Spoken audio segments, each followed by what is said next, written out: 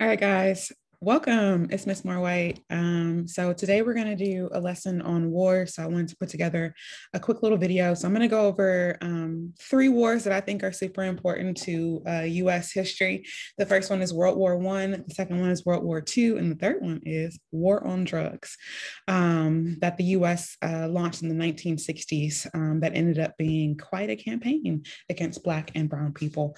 So I'm going to give you the links for the three different presentations that I'm going to go through. But I'm going to kind of pop through those things and just kind of highlight the things that I think are most important. And then after that, there is going to be some questions that you all answer, or maybe you guys can answer those questions while you all check this out. All right, so let's get into World War I, since that is obviously the first one. So World War I is going to officially begin. Let me go on and share my screen. So World War I is going to officially begin like in 1914-ish, and it's going to end officially in 1918 on the 11th day of the 11th hour in 1918. So November 11th at 11 a.m. is when the World War I officially ended in 1918. But let's think about some of the causes of World War I. So the causes of World War I, they started well before World War I actually got started taking place. So some of them basically really go back even to like colonization, imperialism, way back in the 1700s. Like that's kind of when the formation or the early beginning parts of World War I starts. And so what are those causes? So the causes of World War I, number one, extreme nationalism. So super patriotism or love for your country. So basically people are like, my country is number one. And as a result, I'm going to show you how my country is number one. We're going to get the most land. We're going to have the best people. We're going to have the best culture. We're going to have all of these things that they think are number one and the best. And even today in America, there is still a lot of nationalism or extreme patriotism where it's like, you have to love America, love the flag, all of those things. Number two, imperialism. So imperialism, as I just said previously, spreading the political or economic control of one's country over another. So when you have things like that, that's going to breed competition where you have countries that are competing with each other for more and more land around the world, which is going to breed more competition. And in order to kind of secure that land, you're going to need the third thing, which is military leaders or militarism, excuse me. So using force or the threat of force against another nation. And so that is a big part of it. So basically, the threat of violence or having a big military or having a huge navy or whatever these warring countries that we're going to see, Germany, France, Great Britain, the U.S., Austria, Hungary, Serbia, all of these countries where they're going to, they're going to, use their military to do a lot of their kind of political dealings. And finally, the last two, we have entangled system of alliances. So we had a lot of secret alliances that people didn't necessarily know about, where it was like, yo, this is my friend, and if you hit my friend, I'm going to hit you back. And I really think about World War I and World War II in really like middle school and elementary and even high school ways. The best way I can think about it is like literally some of you may be like an older sibling. Maybe you're the oldest in your family, but you're also the shortest in your family. So if you're the oldest, but you're the shortest, I'm going to call you Great Britain. And maybe you're one of the younger siblings, right, in your family, but you're the tallest. So if you're one of the older, the younger ones, but you're tallest, I'm going to call you Germany. And so just think about how you felt when, you got taller than your older sibling, or if you're that older sibling, how you felt when that younger sibling finally got taller than you. So think about those things and think about how, like, if you were a country, how would you act? Would you act kind of childish? And even greater, we had a lot of land that was kind of going back and forth over time from a lot of these European nations. I like to think about that as I like to think about that like the stolen pencil kind of ideology. When you were in elementary school or maybe a kindergarten, somebody stole one of your pencils. You probably never forgot who that person was who stole your pencils. And that's similar to what's going to happen with World War I and eventually World War II. So the last thing that we're going to see beyond the alliances, we're going to see fanatical leaders. So leaders who are very extreme in wanting to prove that they are number one, that they have the most might, they have all of these things. So actually, these are the causes of most wars, not just World War I, but most wars. So we're going to see that these are going to be in alignment with World War I and World War II. So the thing about World War I is that you guys learned about the world portion of World War I during World History last year, or at least you should have. So what we're going to focus in on instead is the US involvement. So I'm going to scroll on down. So hopefully you all know that the assassination of Franz Ferdinand was supposedly the spark that really started World War I, even though we have a lot of other causes previous to this. All right, so let's scroll on down. Let's move on. Let's go into the causes of American entrance. All right, so America during World War I, we're going to be seen as neutral. So we know we're going to remain neutral. We're not going to pick a side during World War I. We're going to be like, yo, we don't want to get involved in it. Kind of. So the U.S. was supplying weapons to a lot of the other nations, like France, Great Britain. They were getting a lot of their weapons from the U.S. They were remaining neutral, but they were sending weapons to the European nations, even though they were claiming they were being neutral. All right, so let's move on down. So eventually, though, what are the four things that are going to pull America into the war? So 1, unrestricted submarine warfare. 2, the sinking of the Lusitania. 3, the Sussex Pledge is going to be broken. And then 4, the most important, is the Zimmermann telegram. So let's start off with U-boat attacks. So we have these U-boats that are sinking ships without warning in the Atlantic that are going to Great Britain. And so the US and Great Britain are actually kind of friendly, even though the US is like, whoa, we're neutral. So that's going to be number 1 cause. All right. Number 2, there's a U-boat attack you guys can check out and see. Number 2, the sinking of the Lusitania. So this is going to be a British ship that happened to be carrying American passengers. And so I think we're going to lose about 1,200 people are going to die. And of those 1,200, about 128 of them are going to be American citizens. And so those American citizens, so we have what's called propaganda that gets out. So they're going to be like, oh my gosh, this was the world's worst thing ever. But there is a belief that the Lusitania was actually not just carrying passengers, but also carrying weapons from one part of Europe into another part of, from America into Europe, excuse me. And so there's a belief that there were weapons actually on that boat. And when Germany sunk it, they actually knew that there were weapons on that boat. But the US was able to be like, oh my goodness, they killed our American citizens, even though the American citizens were on a boat that had weapons on it. But that's not often discussed or talked about. So Germany did bomb the US. I mean, the Great Britain ship, Americans did die, but the US definitely had weapons on that ship. All right. So, oh, there it is. And there is the information. All right. And so here we go. As this PowerPoint even says, Germans claimed that Lusitania was carrying contraband, war materials, gun, ammunition, and they were right. The US was lying. So the US really wanted to get into the war, but they needed a reason to get into the war. And killing 120 plus American citizens is a good way to get into the war. All right. So here is an image of what it supposedly looked like when the Lusitania was sunk. All right, and let's move on. So I'm actually going to skip the Sussex Pledge. It deals with more of the submarine warfare, and I'm going to end with the Zimmermann telegram. So in March of 1917, the U.S. is still not even really involved. So the war doesn't end until it ends in 1918. So the U.S. is not going to be involved in the war for very long. So in March 1917, the Zimmermann telegram is released. Basically, supposedly, Great Britain was able to intercede a message that the Central Powers had sent to Mexico, basically saying, hey, Mexico attacked the US and will help you get back your land that you lost during the Mexican-American War, in the 1840s. And so they're going to be like, yo, if you help us out. But, supposedly Great Britain might have been lying about this telegram. So supposedly Great Britain managed to be in the right time at the right place and found this telegram that the Central Powers sent to Mexico that was saying that Mexico should attack the United States. It's just crazy. Did that telegram really get sent? Or did Great Britain fake it? Who knows? But either way, as a result of that telegram, it kind of got Americans pretty riled up. They were like, what? You're trying to get Mexico to intercede and to attack us? And, we already know racially how America treated Mexico and how they felt about Mexico, especially if you've watched Harvest of Empire, which you guys hopefully have since you're in my class. And then also just even the lecture series that Ms. Lopez and myself have been working on over the last year. So you can, see that that was a horrible thing, that America did not want Mexico to attack them. All right. And so with that, though, we're going to see that Germany's going to want the US to stay neutral. And also during this time period, we'll just say that the war has hit a stalemate. France and Britain are at a stalemate against Germany. They can't really do anything. Russia has pulled out of the war by this point in time because they're hungry. And so they're at a stalemate. So Germany needs the US to stay out.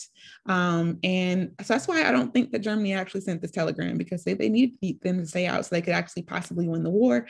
They didn't. And so the US is going to join in. And all right. So join with, so basically here's a picture of what it looked like. So these are supposedly the Central Powers, the Germans, who are meeting with Mexican farmers. You guys can see how they're dressed. Join with Germany and get bits of the United States. So this was used as propaganda to elicit American support. All right. So the U.S. is going to declare war on April of 1917, and we're not going to be involved in the war for very long. Once again, but when we do join the war, we're going to turn the tides of the war, and the U.S. is going to allow for Great Britain and France and that side to win, which is going to lead us directly into World War II. So let's go into World War II. Okay. All right, I think we made it. And so just like this one, the previous one, I'm also gonna kind of move forward and kind of skip through some things. So when I think about World War II, when I think about the causes of World War II, the cause of World War II was World War I, period, nothing else. The Treaty of Versailles that ended after World War I really punished Germany and put them in a bad financial position, and really led to a lot of the negative things that are going to occur and happen along the way. So let's just talk about that a little bit. So World War II. All right, so during World War II, the US had this policy called isolationism. So basically a policy of remaining apart from the affairs and the interests of other groups, especially the political affairs of other countries. So basically because of all the violence and the horrible things that happened during World War I, a lot of people around the world did not want to go back into war. So they did everything they possibly could to avoid going back into war. One thing that we see in Great Britain and France, they're going to use a policy of appeasement with Germany. That basically means I'm just going to give you what you want and you're going to stop taking things, which is obviously not how things work in the world. So we're going to see this policy of appeasement isn't going to stop Germany, but the US on the other side says, hey, we're going to do this policy called isolationism, where we're just not going to get involved because we don't have any interest in what's going on in Europe. We're not starting these wars, so why are we even getting involved? And so the US has a strong isolationist interest group after World War I, and the Depression turned Americans inwards, focused on domestic affairs. And, we can even associate the Great Depression to a certain extent with World War I and with the lending of money that Germany borrowed from the US, and then so basically the way it works was like a nice little triangle. After World War I, Germany had to pay $40 billion to Great Britain. So what they would do, because they didn't have any money, they would borrow money from the United States, and they would get the money into Germany. Germany would then take that money and pay it to Great Britain. Great Britain had bought a lot of weapons from the US during World War I, so Great Britain would pay that money into the United States. The US would lend money to Germany, Germany would give it to Britain, Britain would give it back to the US. After the markets crash in Germany, the US, and Great Britain, all that money flow stops, and Great Depression happens around the world. All right. Anyway, so those things happen. So that's going to be why the US is going to be like not wanting to be involved in World War II. All right, so Hitler's on the rise. I'm not going to talk about that because Hitler is not necessarily the most important part to US history, but Hitler is on the rise. And as I said previously, the British and French government have a policy of appeasement where they're going to give Hitler pretty much whatever he wants in the hope that he'll stop expanding eventually. All right, and so next up, we have the Neutrality Acts of 1930s that arise after World War I in order to prevent the US from entering another European conflict. So basically, the act curbs US ability to aid belligerents in war until 1937, and then it introduced the cash and carry provision, which allowed for Great Britain and France and things like that to buy weapons from us. But supposedly before this time period, between 1918 and 1937, other countries were not able to buy weapons for us for war, but the US was still selling weapons, I promise you. All right, let's think about some of the other things that are happening with war. So basically, cash and carry basically means that we can sell guns or weapons to the allied forces, our friends, France, Great Britain, Russia, as long as they took responsibility for payment and transportation. They had to, transport their own weapons, and they had to pay for them on the spot, supposedly, even though the US kept on lending them guns and weapons.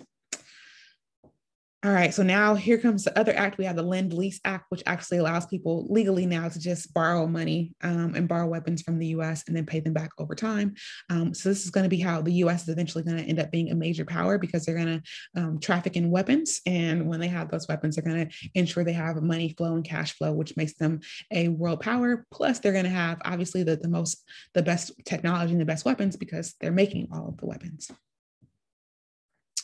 All right, so there's going to be a debate over isolationism and to see if the US should really go for isolationism. So I'm going to actually scan through these things a little bit. I'm move forward. All right, so there's a debate whether we want to be isolated or we want to be involved. Isolated is going to be our president at the time, FDR, Franklin Delano Roosevelt, and then Charles Lindbergh, the pilot or the person who created one of the first planes, who had a very strong voice in American politics during this time period, is going to voice support for involvement. But we're not going to go through that assignment, so we're going to scroll on forward. So let's scroll through these pictures. So the beginning of the war. So once again, just like with World War I, the US is not going to be involved in the beginning part of the war. They're going to have this isolationist view. But what is going to happen is that on December 7th of 1941, we have what is known as Pearl Harbor, attacks on Pearl Harbor. So Japan is going to essentially be pushed into a corner. So let's go back a little bit. You can kind of see some pictures of Pearl Harbor back here. Actually, I scanned forward a little bit too far. So on December 7th, 1941, we're going to see that Japan is essentially going to be forced into attacking the US. So Japan had most of their money in US banks, and the US froze their money. And also the US would not sell them oil, and obviously they needed oil to kind of supply their country. So they were hoping to attack the US, that it would free up their money and free up their oil and things like that. Mind you, Japan is involved because Japan has now aligned itself with Germany and Italy, and they are now part of the Axis powers. And so the same way that Germany is expanding across Europe, Japan is trying to expand across Asia and control most of the territory, including China, Korea, and a lot of the island nations in Southeast Asia as well. And so anyway, so with that though, with the US kind of backing Japan into a corner, they're going to bomb Pearl Harbor. Pearl Harbor is in Hawaii, and it's the closest, come on, brain. It's the closest US spot or US military base to Japan. So on December 7th, 1941, the Japanese Empire is going to launch a surprise attack on US naval bases at Pearl Harbor. It was meant to prevent US interference in the Pacific. So basically they wanted to stop things happening in the Pacific. They're like, leave us alone. The Pacific is ours. Asia is ours. America, you have, North America and Central America, control those things. And so by the end of the attack, we're going to see 2,400 service women and men are going to lose their lives, and 1,000 people are going to be wounded, and a lot of US ships are going to be bombed and destroyed. But what was not destroyed, luckily for the US, is that they just happened to be doing a training mission when Pearl Harbor hit, and most of their ships that had their fighter planes on there were out in the Pacific, away from Pearl Harbor, and did not get damaged and bombed. So the US was able to then do more attacking with their planes. And had their planes been bombed or taken out, the US would have been severely compromised and may not have been able to really assist and join into World War II in the way that they are going to. But retaliation is coming for the Japanese after that. So here comes the US joining. Here's pictures of Pearl Harbor as it happens. Why are you being so slow? What's going on here? Okay. So here are some pictures. Pearl Harbor, the explosions. Come on. Anytime now. There we go. I don't know what's going on. There we go. All right. So you guys can see what's happening. It was a major attack. All right. And so on December 8th, the next day, the US declares war on Germany and officially enters World War II. Now, mind you, World War II had officially started in 1939. So 2 years after it begins is when the US is going to join in on the war. So by December, 3 days later, Germany then declares war on the US. So it's basically like, you declare war on my friend, I'm going to declare war on you, you declare war on them, and we're all going to be war against each other. All right. So after the Japanese victory at the Battle of the Philippines, the Japanese army begins moving troops known as the Bataan Death March. 60 to 80,000 set out and only 40,000 make it. So we're going to see a large loss of people during this part of the war. And we're going to continue to see large loss of people because the US is coming back with a vengeance. All right. So let's move on a little bit.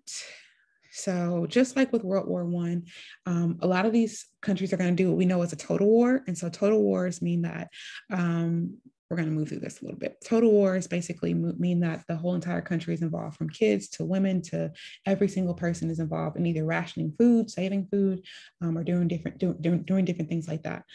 So all of those things are involved in total war, which is why a lot of countries were okay with bombing people's homes and things like that, because they're like, oh, they're saving food for the soldiers, so we can bomb them. But anyway, let's go on to talk about what happened. So the war effect on the economy. This is why the US is always at war. Whether you all know it or not, the US has been at war pretty much consistently since 1776.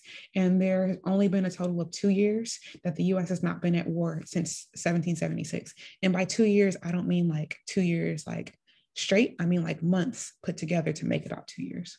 So in 1939, the Great Depression is happening. The unemployment rate is about 17.2%. By 1945, it's down to 1.9%. That's at the end of World War I. So war has increased the number of jobs that Americans are able to take. So it also redefines the role of women in the workforce, similar to how World War I did as well. Women are now taking jobs that typically belong to men because the men are, at war. Women's role also rises in importance. Nurses become a prestigious job because they're taking care of soldiers. And advertising relies on patriotism and propaganda to drum up, to get support. So we're going to see war bonds, posters, propaganda films, Hollywood cooperation. So Hollywood is going to do a lot in supporting the military and the FBI and CIA and all those things to support their messages. And even to this day, their narratives oftentimes get through to our movies and things like that. So let's reflect on some of the things that happened. I'm going to bring this up, but I'll talk about some of these questions. So the reflection that I have for World War I is that, whether you all know this or not too, the US, if you were Japanese in the US, most Japanese citizens who were living or Japanese Americans who were living in the US lived on the West Coast. So like California, Oregon, Washington. So the US put them in what we know as internment camps. They basically forced the Japanese people in California, in Oregon, in Washington, and other places around. Give me 1 second to close my door.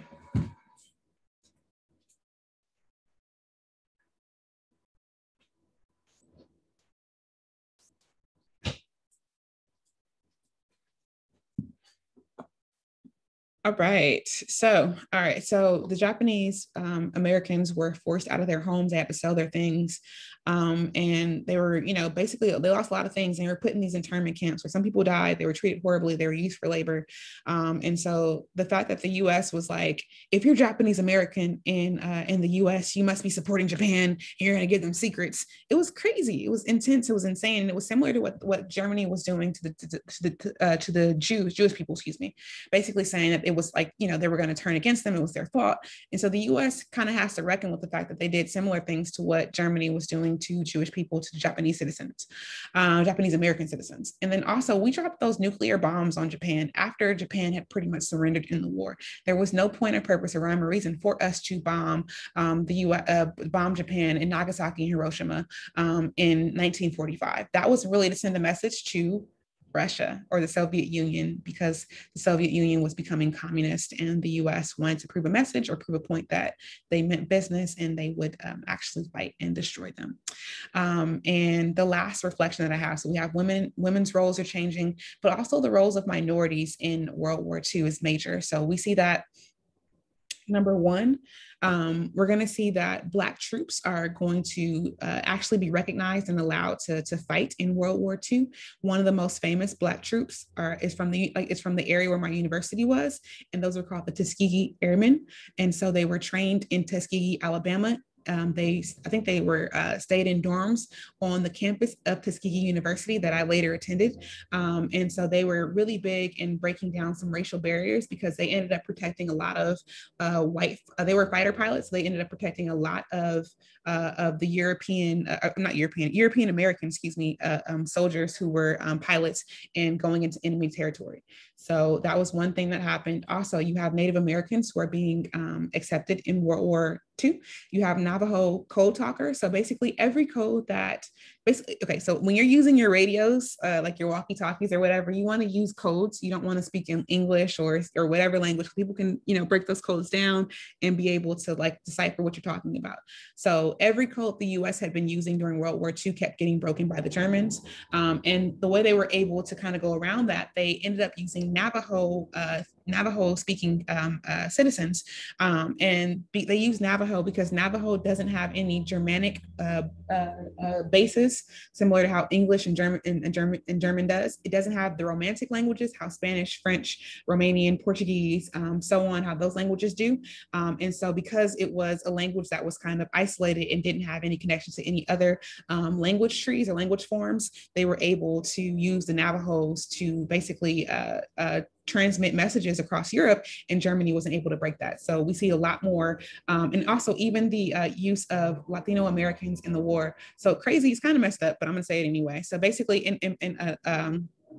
happens in Puerto Rico, it happens in Mexico, it happens across the US. So basically the US started letting in more immigrants because they needed more bodies to send to war. So they let in a lot more Mexicans, a lot more El Salvadorians, a lot more Guatemalans, a lot more I just said the country and I'm drawing a blank, Puerto Ricans, and they brought them in basically to send them out to war. So changes were happening, but during this time period, they were actually allowing minorities into or non-whites into the military, whereas previously, if you were non-white, you were not really accepted into the military. All right, so that is that part. And we got one more because I'm not done. I feel like you got to keep going. Gotta keep going. Let's minimize this for a second. And now my last one, I've talked a lot and I know it, but it's okay. We're gonna get through this.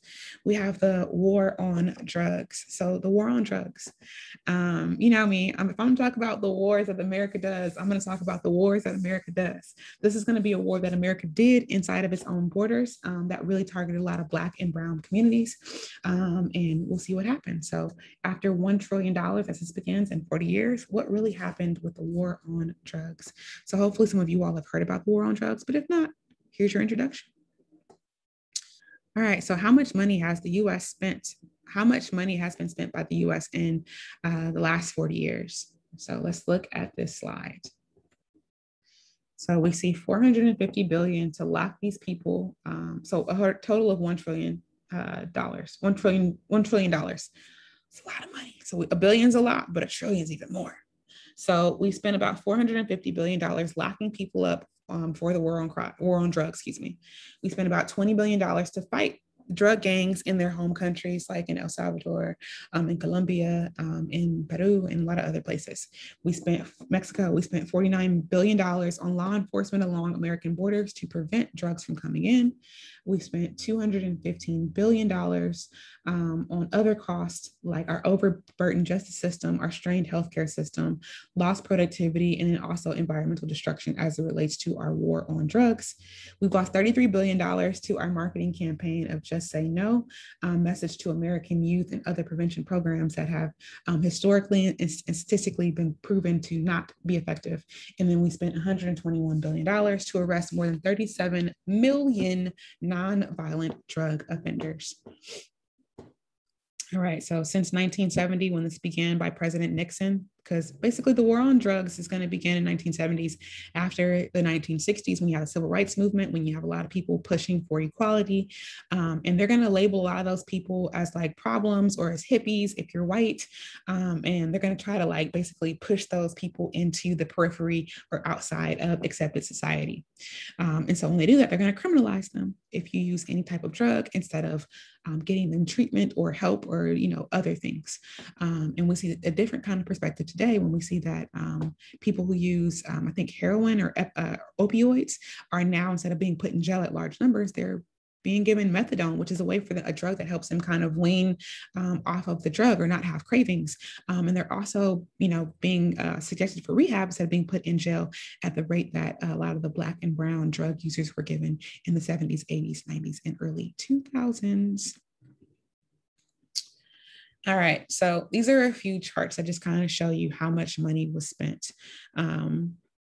for the first drug fighting budgets. Okay, so your drug fighting budgets for 1996, or excuse me, for 1971 is going to be $100 million. And by 2011, 40 years later, it's going to be $15.6 billion. So that is crazy. And people are still using drugs to this day. And there's still people who are Black and brown who are incarcerated for nonviolent drug offenses that may not be able to ever get out of jail. All right. So has the war on drugs changed the U.S. criminal justice system? Definitely. It's increased the number of people who are incarcerated substantially. So 1.5 or almost 1.6 million prisoners are the number of people who were arrested in 2013 in the U.S. on non-violent drug charges. The U.S. has the highest incarceration rate in the world, so higher than any other place in the world. Literally, we lock up so many different people for drug offenses, for non-violent drug offenses, more so than any other place in the world combined. Like, yeah, it's wow. All right, so our highest incarceration rate in the world, more than 1.6 million inmates sit behind federal, state, and county prisons and jails around the country as of December 31st, 2013. That number is definitely has increased because this is just kind of what happens, even though there's been a big push to hopefully decrease the number of people going to jail. So another thing that we don't talk about with the war on drugs is that how has criminalizing people enriched the policing system. So in terms of police power, civil forfeitures, and hopefully you guys know about this, but if not, I'm going to explain it over the next slide or so. Civil asset forfeiture has been justified to take drug dealing organizations' assets, cash in particular, and use those gains to fund more anti-drug operations. So say, for instance, you get caught selling drugs in a vehicle, the police can confiscate your vehicle and then use that vehicle to supposedly combat anti-drug operations. If they find cash, they can use that cash to supposedly stop anti-drug or to fund anti-drug operations. But oftentimes what we've seen is that this might lend itself to more corruption in our police department and people being targeted who may not actually be drug dealers and may just have drug problems. And so that doesn't, anyway, it's going to move on. All right. So civil asset forfeiture occurs after someone is convicted of a crime. The government seizes all property related to the crime, such as a car that was used to commit a robbery or money earned selling drugs. So that is what that means. All right. So we see this a lot. It happens in California, but we really see this a lot in southern states where a lot of their fleets are paid for, things like that are paid for with drugs or money that was confiscated during civil asset forfeiture, as well as cars and things like that, to the point where it's even really difficult to get your things back if you've been arrested for a drug crime but not convicted of a drug crime. So what if they like wrongfully arrested you for something that you didn't actually have on you, or was like a mistaken or false positive drug test? Then sometimes the people are not able to get their things back either. It's crazy. It's wild. You guys should look up civil asset forfeiture if you ever have some free time. You might be like, is this? All right. Another thing that we don't talk about when it comes to our war on drugs in the US is that who does it really target? So if you are, okay, so so basically, US is supposed to be, when you go to jail, you're supposed to be given a chance at rehabilitation and a chance to kind of reform yourself. But what we see is that people who are convicted of drug crimes are oftentimes excluded from society and excluded from different benefits that they would normally have, which can oftentimes lead them back into drug use or into crime or into different things. So one thing that we don't talk about is that if you get convicted of a drug crime, you can lose all of your federal financial aid eligibility, which means that for the rest of your life, when you try to go to college or any kind of secondary education, it will not be paid for. The federal government will not pay for it. If you get a merit-based scholarship or things like that, that will still pay for it, but they can exclude you from getting scholarships if you get a drug crime conviction. And in fact, when you guys apply for your FAFSA next year, you're going to see that it says, have you been convicted of a drug crime? And if you have, they can exclude you from getting financial aid, which is wrong. They can exclude you from public health. I mean, let's just move on. So loss of financial aid eligibility. So the nation's drug laws punish students who receive financial aid with drug convictions. After navigating the criminal justice system, these young people then face an enormous barrier when moving forward with their education. Federal grants and loan programs assist millions of students each year that would not otherwise have the opportunity to attend college. All right, so is the war on drugs succeeding? It's mad racist, yeah. All right, so in the US, the war on drugs mostly impacts minorities or non-white people, particularly the Black community. Although Black communities aren't more likely to use drugs, African Americans are 13 times more likely to go to jail for drugs than whites, even though drug uses across the races is generally the same.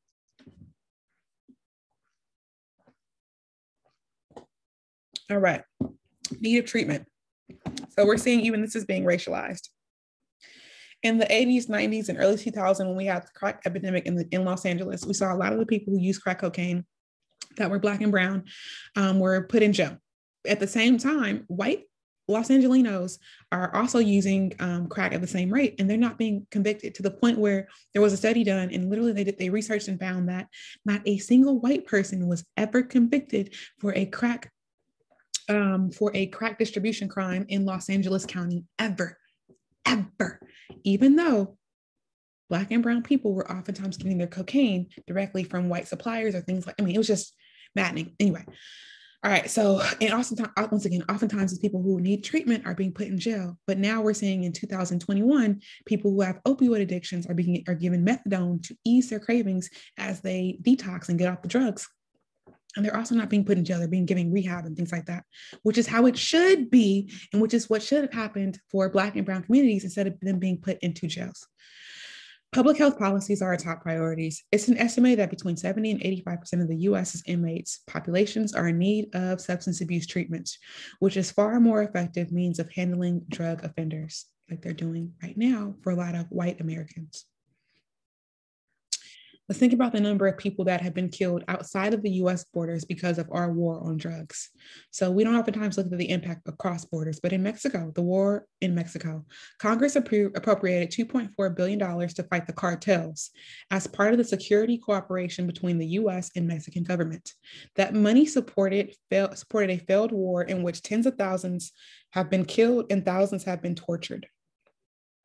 And we still have people who are dying for drugs in basically, like, if the US were to not criminalize drugs, it wouldn't create such a Black market that would allow for so much violence to thrive in Mexico and Colombia and a lot of other Central and South American nations. All right, so these are our sources, and I will once again give you all a clip of this, or all three of the links for this. And I thank you guys for listening to my video, and there'll be some questions that go along with it, and those will be due soon. So have a great rest of your day, and I'll see you all soon. Bye guys.